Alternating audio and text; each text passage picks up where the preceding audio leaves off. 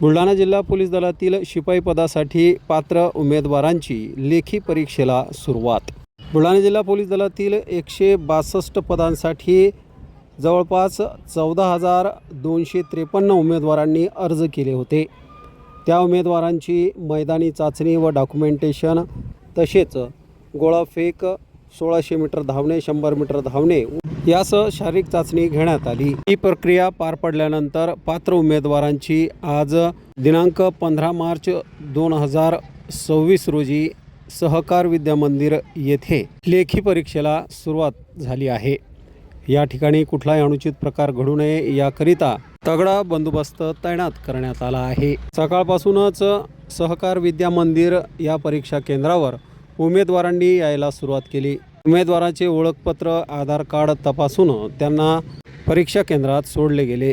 Paper पारदर्शकपणे व्हावे यासाठी जिल्हा पोलीस दलाच्या वतीने परीक्षा केंद्रात फक्त हॉल तिकीट घेऊनच प्रवेश दिला जात आहे। लेखनाचे साहित्य पोलीस दलाच्या वतीने हॉलमध्येच उपलब्ध करून दिल्या जाणार असल्याची माहिती पोलीस दलाच्या वतीने दिली जात आहे। यावेळी जिल्हा पोलीस अधीक्षक निलेश तांबे, अपर पोलीस अधीक्षक श्री गायकवाड यांच्यासह पोलीस अधिकारी कर्मचारी यावेळी मोठ्या संख्येने या परीक्षा केंद्रावर उपस्थित होते।